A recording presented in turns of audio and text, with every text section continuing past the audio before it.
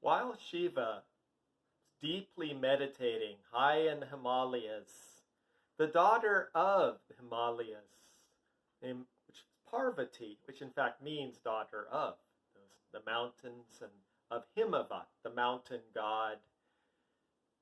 Undisturbed, Shiva was going ever deeper in pure cosmic being, which he is.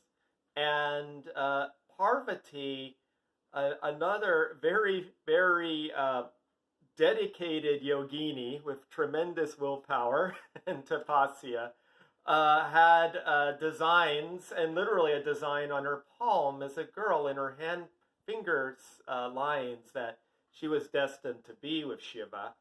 And she was doing everything she could to get his attention, for she felt he is this Maha-Yogi, the outwardly inauspicious, but who is beyond beauty, ugliness, who is the divine in this yogi form, is going to be my husband.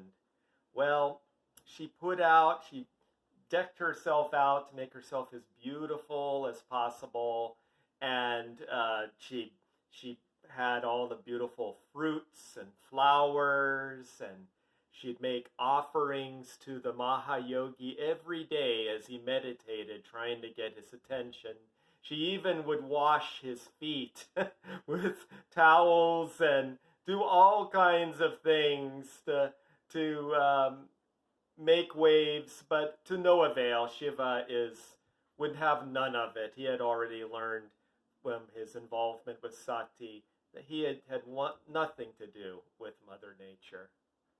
Well, the gods were concerned because Shiva is needed to balance the energies of Brahma, creation, Vishnu, preservation.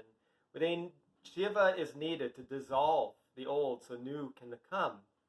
And so enlisted was Kama. When all else fails, Kama, the god of desire.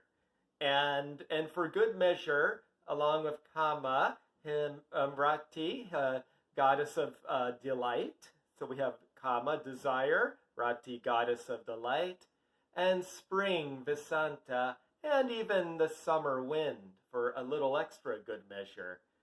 And they all these beings, they danced around Shiva in a very, very flowy, seductive ways to get his attention and to put perfumes and breezes. And therefore, since spring was there, the snowy high peaks of the Himalayas started to melt and beautiful waterfalls started to pour.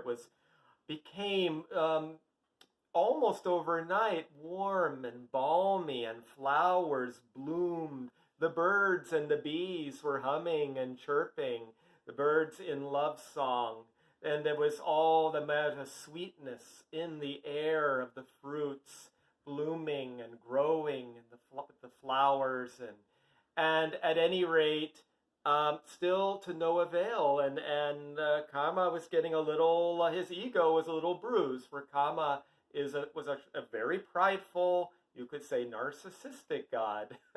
And so he pulled out his bow and arrow, not unlike the one that we are familiar with of Cupid in the Greek mythology. This is a sugarcane bow and arrow, and he saw an opening as Parvati was bowing again, meekly, demurely, below Shiva, strategically making herself look as goddess-like and shapely and beautiful as possible.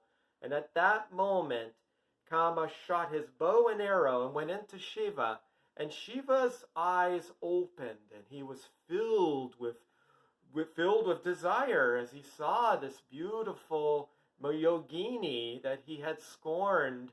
And he said, my gosh, if she's so beautiful, what would she be like to hold and touch? And then he realized something is off here, and he looked, who is and what is drugging me out of my infinite cosmic consciousness? And then he saw Kama, who started to tremble suddenly, and Shiva opened his third eye and pierced, and out came fire, and it incinerated Kama into a pile of ashes right away. And without missing a beat, Shiva went back into meditation, forgetting about the localized environment and beings, including Parvati, around him as if they didn't exist. Parvati is very discouraged. My womanly powers, my youth, my beauty, my magnetism in these ways has no power whatsoever over the great yogi. If I can't win him with my beauty, I'll win him with my devotion, my tapasya. Shiva is a great yogi. I will be a great yogini.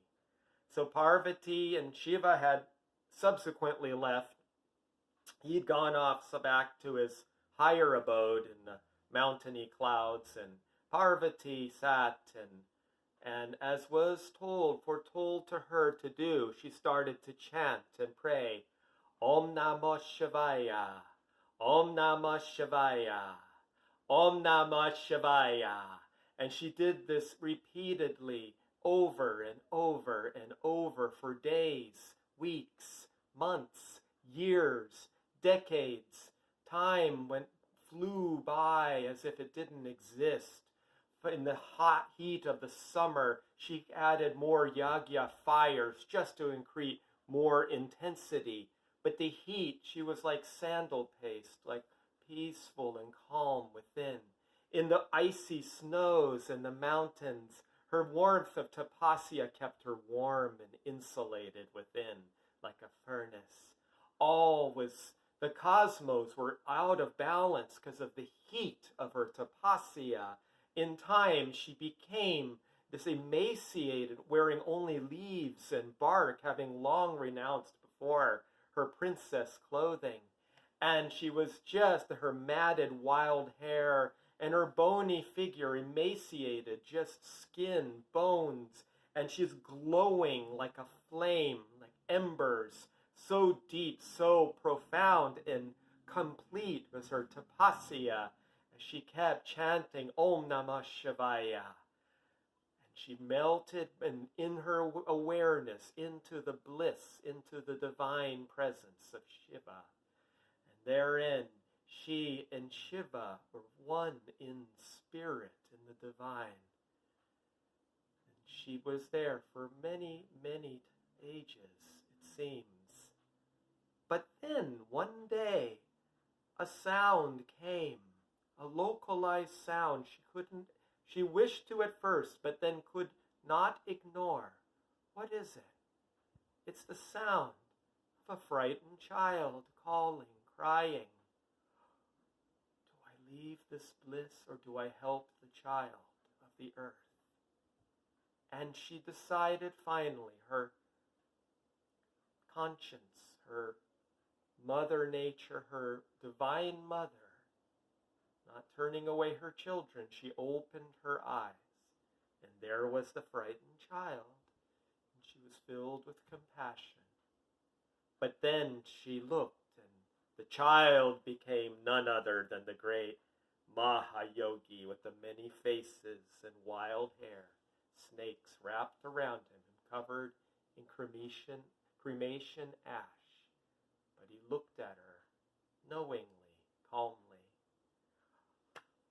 I failed, Parvati said. Oh, you are more powerful, Purusha, than I, Prakriti, of nature. But Shiva, who knew that Parvati was really deep beneath, Divine Mother, Durga Ma, the Mahadevi, calling Purusha back. Spirit and nature must be together. He said, Parvati,